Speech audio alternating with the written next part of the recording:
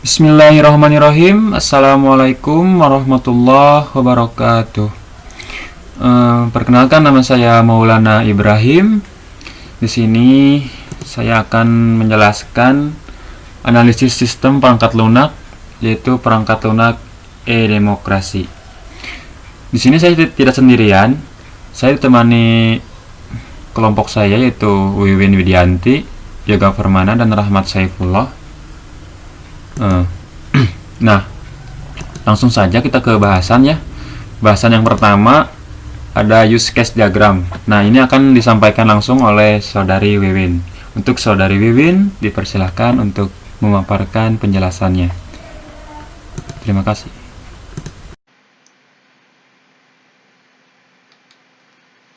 Assalamualaikum warahmatullahi wabarakatuh. Perkenalkan, nama saya Wiwin Widianti dari kelompok 4. Di sini saya akan menjelaskan hasil analisis desain dari sistem perangkat lunak dengan menggunakan metode berorientasi objek, yaitu e-demokrasi sistem. Analisis berorientasi objek ini memiliki 5 komponen yang nantinya akan saya dan teman-teman saya jelaskan di sini. Yang pertama ada use case diagram, yang kedua ada skenario, yang ketiga ada activity diagram, yang keempat ada sequence diagram, dan yang terakhir ada class diagram. Yang akan saya jelaskan di sini yaitu yang pertama, use case diagram. Nah, use case diagram ini dibuat untuk melihat perilaku atau deskripsi dari urutan aksi yang dilakukan oleh sistem untuk memberikan hasil kepada aktor. Nah, bisa dilihat di sini ya, teman-teman. Jadi, saya dan teman-teman saya membuat diagram yang terdiri dari 3 aktor, yang dimana dari satu aktor ini terdiri lagi dari beberapa peran dan aksi. Yang pertama ada masyarakat. Masyarakat ini memiliki 3 peran atau aksi. Yang pertama yaitu melaporkan kecurangan pilkada. Jadi, masyarakat ini akan melaporkan kecurangan pada saat pemilu berlangsung dengan menggunakan form pelaporan kecurangan yang dimana akan dikirimkan kepada si pemantau. Yang kedua, ada mendukung kandidat pilkada. Mendukung di sini dapat diartikan dengan kita sebagai masyarakat melakukan pencoblosan pada salah satu kandidat pilihan kita dengan menekan tombol dukung untuk mengirimkan dukungan. Yang ketiga, memeriksa keikutsertaan pilkada. Di sini, masyarakat akan memeriksa siapa saja yang ikut serta dalam pemilihan umum ini. Nah, yang kedua, ada aktor pemantau. Aktor pemantau di sini terbagi menjadi 2, melakukan registrasi pemantau dan melaporkan hasil pantauan. Melaporkan hasil pantauan di sini, jadi si pemantau akan membuat laporan untuk agenda pemilihan kali ini apakah lancar apa tidak, dan apabila terjadi kecurangan atau terjadi kesalahan atau apapun, si pemantau akan melaporkan hasilnya kepada KPU. Nah, aktor KPU ini yang berperan sangat penting sekali karena aktor KPU ini bertugas untuk mengelola segalanya, baik itu mengelola laporan pelanggaran, mengelola dukungan, mengelola pemantau, mengelola hasil pantauan, dan mengelola daftar pemilihan tetap pilkada. Nah, sekian yang saya sampaikan. Mohon maaf apabila ada salah-salah kata, apabila terlalu cepat atau terlalu lambat dan kurang jelas juga, mohon maaf. Selanjutnya, untuk komponen-komponen yang lain akan dijelaskan oleh teman saya, dan yang kedua nanti yang skenario akan dijelaskan oleh teman saya yaitu Maulana. Terima kasih. Oke teman-teman, sebelumnya sudah dijelaskan oleh Saudari Wiwin mengenai use case diagram. Sekarang kembali lagi bersama saya untuk menjelaskan skenario dari perangkat lunak e-demokrasi ini. Jadi skenario dari use case yang telah dijelaskan tadi, skenarionya yaitu yang pertama ialah pelaporan kecurangan. Nah, skenario pelaporan kecurangan ini sendiri aktornya ialah masyarakat. Karena di sini yang lebih berperan penting yaitu masyarakatnya. Masyarakat di sini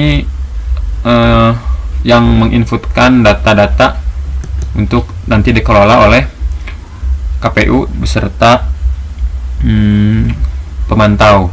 Nah, jadi di sini yang lebih diutamakan ialah masyarakat. Langsung saja ke skenario utama. Jadi yang pertama itu sistem bereaksi dengan menampilkan tampilan form pelaporan kecurangan. Jadi masyarakat sebelumnya mengakses halaman pelaporan kecurangan, lalu sistem langsung menampilkan tampilan form pelaporan kecurangan. Setelah sistem menampilkan form, lalu masyarakat diminta untuk menginputkan atau melaporkan pelanggaran yang terjadi pada form tersebut. Nah, setelah form semuanya diisi, kemudian masyarakat menekan tombol laporkan untuk mengirim laporan. Nah, jadi sudah diisi langsung diklik tombol laporkan. Di situ nanti ada tombol laporkan untuk melaporkan. Nah, setelah itu maka sistem langsung secara otomatis menyimpan data ke dalam database untuk kemudian selanjutnya dapat diakses oleh KPU dan juga si pemantau. Nah, setelah itu lalu sistem menampilkan kembali halaman pelaporan dan form seperti semula, yaitu kosong seperti semula. Nah, seperti itu untuk pelaporan kecurangan. Yang kedua itu skenario untuk pencoblosan. Dalam pencoblosan sendiri, skenario utamanya yaitu pertama reaksi sistem. Sistem menampilkan tampilan gambar kandidat beserta radio button terdapat di bawahnya dengan keterangan nama kandidat. Nah, jadi sistem itu menampilkan gambar kandidat beserta radio button di bawahnya ya, pilihan buat memilih, masyarakat memilih beserta namanya.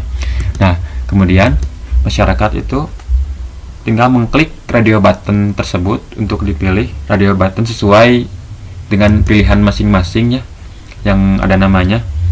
Nah, di situ tinggal klik saja, maka setelah itu langsung klik tombol dukung untuk mengirim dukungan. Nah, setelah dukungan diklik, tombol dukung diklik, sistem secara otomatis menyimpan dukungan tersebut ke dalam database dan kemudian selanjutnya diolah dan diakses oleh KPU. Kondisi akhir, sistem menampilkan halaman utama. Jadi setelah si masyarakat memilih kandidat, nah si otomatis sistem langsung mengalihkan halamannya ke halaman utama karena dia secara langsung telah memilih kandidat yang dipilih, jadi tidak bisa memilih dua kali. Nah, untuk itu si sistem langsung menampilkan ke halaman utama seperti itu. Nah, untuk yang ketiga, skenario untuk cek DPT atau daftar pemilih tetap. Nah, cek DPT ini yang pertama reaksi skenario utamanya yaitu reaksi sistem menampilkan pilihan domisili. Nah, setelah si masyarakat mengakses halaman cek DPT ini, sistem langsung menampilkan pilihan domisili. Kemudian masyarakat diminta untuk memilih domisili sesuai KTP masing-masing untuk mengecek apakah dirinya terdaftar ke dalam daftar pemilih atau tidak. Nah, setelah masyarakat memilih domisili sesuai KTP, maka secara otomatis kondisi akhirnya yaitu sistem langsung menampilkan tabel DPT sesuai domisili yang dipilih. Nah, seperti itu kira-kira skenario dari ketiga use case tersebut, karena yang lebih utama sekali lagi dalam masyarakat. Jadi yang saya tampilkan di sini yaitu use case untuk masyarakat, pencoblosan, karena saling berhubungan sih. Kalau pencoblosan, jadi pencoblosan, cek DPT sama pelaporan di sini kan masyarakat yang menginput, KPU yang mengelola. Jadi yang lebih utama itu masyarakat yang menginputkan. Jadi si KPU sama pemantau cuma mengelola doang. Nah, jadi seperti itu untuk skenario-nya. Yang ketiga akan dijelaskan oleh Saudara Rahmat, yaitu activity diagram. Nah, kepada Saudara Rahmat dipersilakan untuk menjelaskan apa itu activity diagram. Oke.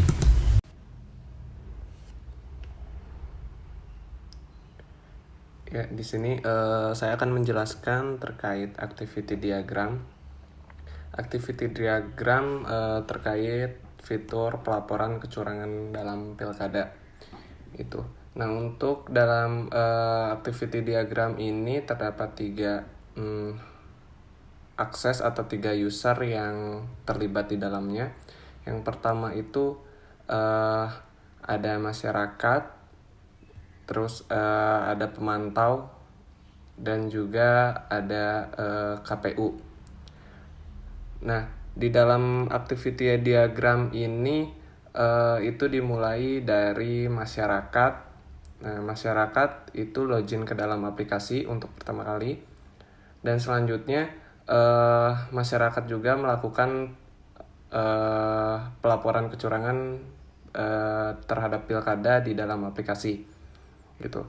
Nah, setelah user melakukan pelaporan di dalam aplikasi, itu pelaporan kecurangan akan masuk langsung ke pemantau. Nah, di sini pemantau dapat menerima hasil laporan. Nah, setelah itu juga pemantau bisa juga langsung menanggapi laporan kecurangan yang berasal dari masyarakat. Jadi di dalam aplikasi ini itu ada interaksi antara masyarakat dan pemantau terkait pelaporan kecurangan ini. Nah, setelah itu masyarakat pun bisa langsung dapat menerima hasil tanggapan dari pelaporan ini. Menerima hasil tanggapan dari laporan yang telah dijawab oleh pemantau. Seperti itu. Dan juga pemantau itu bisa merekap laporan yang akan diteruskan langsung ke KPU. Jadi fungsi di sini pemantau bisa mensortir laporan yang akan dilanjutkan ke KPU atau tidak.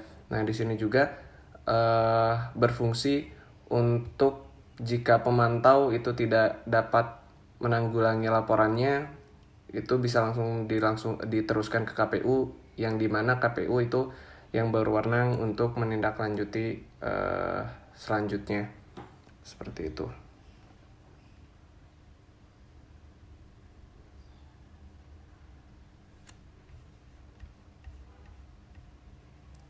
Nah, yang selanjutnya di sini ada activity diagram terkait fitur untuk mendukung kandidat pilkada. Di dalam activity diagram ini pun masih sama, ada 3 user yang terlibat. Yang pertama itu masyarakat, yang kedua pemantau, dan yang terakhir itu KPU. Nah, untuk fitur ini masih sama dengan activity diagram sebelumnya, itu dimulai dari masyarakat. Masyarakat login ke dalam aplikasi. Setelah itu masyarakat juga dapat melihat daftar kandidat pilkada. Jadi di situ nantinya berisi terkait visi misi dari masing-masing kandidat ataupun track record dari kandidat tersebut gitu. Jadi user dapat atau masyarakat itu dapat melihat secara lebih jelas, dan masyarakat juga dapat mengetahui segala sesuatu yang berkaitan dengan kandidat yang nantinya akan dipilih. Selanjutnya, setelah masyarakat melihat daftar kandidat pilkada, itu masyarakat juga bisa langsung memilih kandidat yang akan dipilih. Nah, di dalam sistem ini pun nantinya masyarakat itu tidak bisa untuk golput. Jadi sifatnya ini wajib untuk memilih, seperti itu. Dan selanjutnya, setelah masyarakat memilih kandidat yang akan dipilih, itu data langsung masuk ke pemantau. Nah, di sini pemantau menerima hasil pilkada berdasarkan wilayah. Jadi pemantau ini itu bertugas hanya untuk dalam satu wilayah, untuk ngurus dalam satu wilayah, dan selanjutnya diteruskan langsung ke KPU, yang dimana KPU ini menerima hasil keseluruhan dari masing-masing wilayah yang juga telah dipantau oleh pemantau, seperti itu. Oke, terima kasih kepada Saudara Rahmat yang telah menjelaskan activity diagram, pelaporan kecurangan pilkada dan activity diagram mengenai mendukung kandidat pilkada. Sekarang giliran saya untuk menjelaskan materi yang keempat, yaitu sequence diagram. Nah, di sini terlihat ada dua aktor dan satu entitas. Di sini ialah merupakan sequence diagram untuk pencoblosan. Nah, pencoblosan itu sendiri dimulai dari masyarakat. Yang pertama, masyarakat melihat kandidat. Nah, kemudian sistem bereaksi dengan menampilkan kandidat tersebut, yang seperti yang dijelaskan dari pertama tadi, yang dari skenario ya. Jadi sistem langsung menampilkan kandidat. Setelah sistem menampilkan kandidat, dikembalikan lagi ke masyarakat. Nah, setelah masyarakat menerima tampilan yang kandidat tersebut, lalu masyarakat tinggal memilih kandidat tersebut dengan mendukung kandidat tersebut. Kemudian data dikirim lagi ke sistem, lalu sistem menyimpan data tersebut, data dukungan tersebut, dan bereaksi kembali dengan menampilkan halaman utama ke masyarakat. Nah, setelah sistem menyimpan, jadi setelah sistem menyimpan dukungan, sistem kembali menampilkan halaman utama kepada masyarakat. Nah, supaya masyarakat tidak memilih dua kali untuk pemilihan tersebut. Jadi hanya bisa sekali yang memilihnya. Nah, setelah itu di sini ada KPU. KPU di sini bertugas untuk mengelola. Jadi setiap data yang sudah disimpan oleh sistem dapat dilihat oleh KPU. Nah, di sini lihat data dukungan oleh KPU. Kemudian sistem bereaksi dengan menampilkan data dukungan. Nah, dikembalikan lagi ke KPU. Setelah KPU melihat tampilan data dukungan, lalu KPU dapat mengelola dukungan tersebut. Nah, setelah itu maka kembali.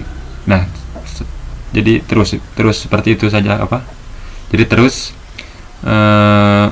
perputarannya seperti itu untuk KPU dengan sistem untuk melihat data dukungan. Jadi karena KPU hanya mengelola, jadi seperti itu.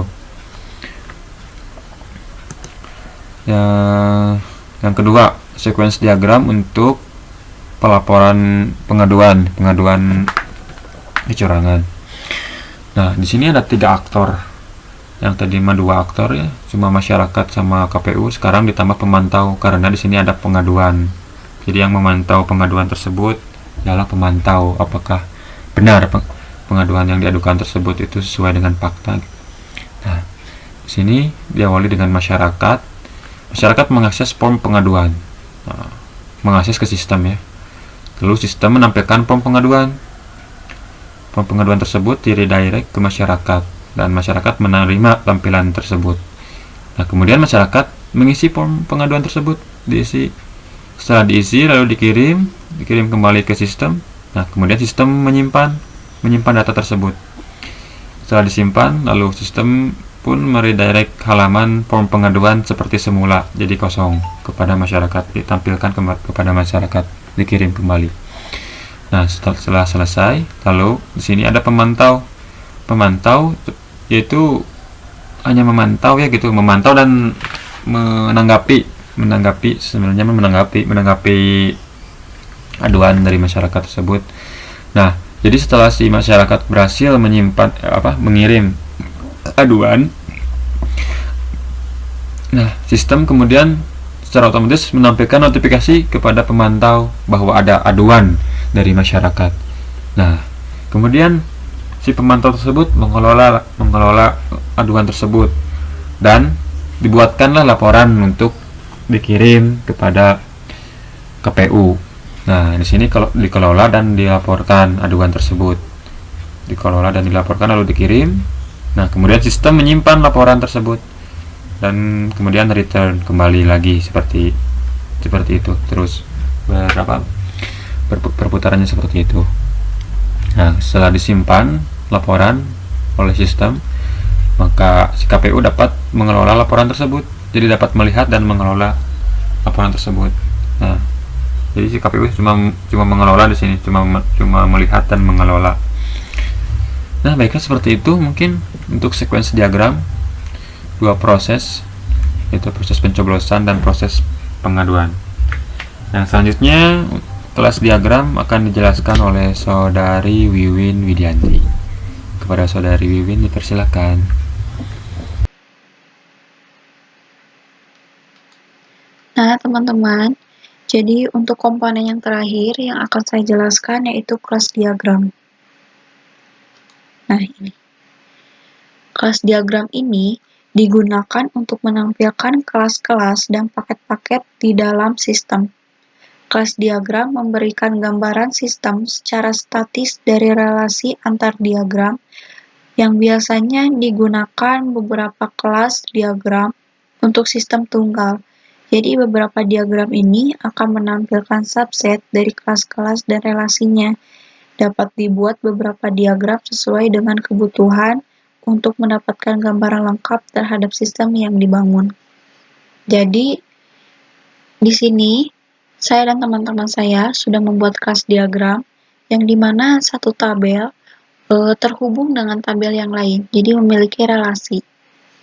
Yang pertama di sini yang akan saya jelaskan yaitu hasil pantauan, hasil underscore pantauan. Jadi di sini itu kalau misalkan spasi kan nggak boleh pakai spasi, jadi untuk gantian spasinya yaitu diganti dengan underscore. Seperti ada nih, fl underscore id, fl underscore nama, fl underscore lokasi, fl underscore rate underscore add, fl underscore id underscore pemantau, dan fl underscore status. Jadi kita nggak boleh pakai spasi, jadi untuk gantiannya kita pakai underscore.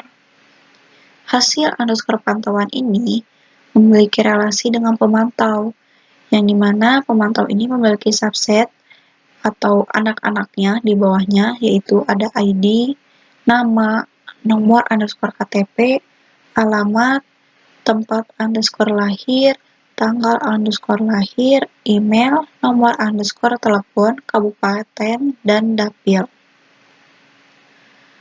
Nah, di sini ada lagi, yaitu ada satu tabel yang di mana dia memiliki dua relasi, yaitu tabel pengaduan memiliki dua relasi, yaitu warga dan target underscore pengaduan. Atau bisa dibilang warga satu relasi dengan pengaduan, target underscore pengaduan satu relasi dengan pengaduan, sama saja kan?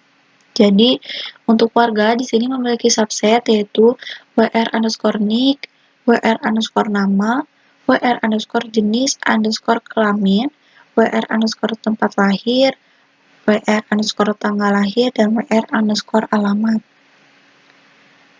Untuk target pengaduannya ada dua subset saja, yaitu TR underscore ID dan TR underscore nama. Nah, untuk relasinya, yaitu si pengaduan, di sini ada beberapa subset, yaitu PA underscore ID, WR underscore NIK, PA underscore nomor underscore pengaduan, PA underscore email, PA tanggal pengaduan, PA underscore tanggapan, PA underscore tanggal underscore tanggapan, dan TR ID. Untuk dukungan, dia juga memiliki satu relasi dengan kandidat, yang dimana dukungan ini memiliki subset yaitu DK underscore ID, DK underscore nama, DK underscore email, DK underscore isi underscore dukungan, DK underscore paslon, dan DK tanggal dukungan. Untuk teman satu relasinya yaitu kandidat, hanya memiliki dua subset saja, yaitu KD underscore nomor underscore urut dan KD pasangan. KD itu kandidat ya. Nah, untuk pengaduan di sini ternyata dia juga mempunyai relasi lain. relasinya yaitu dengan pengaduan kandidat dan pengaduan KPU. Nah, untuk pengaduan kandidat, dia memiliki subset, yaitu KD ID, KD underscore gambar 1, KD underscore gambar 2, KD underscore gambar 1 underscore URL, KD gambar 2 URL, KD underscore isi underscore laporan, dan PA underscore ID. Nah, untuk yang terakhir, di sini ada tabel pengaduan underscore KPU, yang dimana dia satu relasi dengan pengaduan, dan juga pengaduan kandidat yang dimana dia memiliki subset yaitu KD underscore ID, KD underscore gambar 1, KD underscore gambar 2, KD underscore gambar 1 underscore URL, KD underscore gambar 2 underscore URL, KD isi laporan, dan PA underscore ID.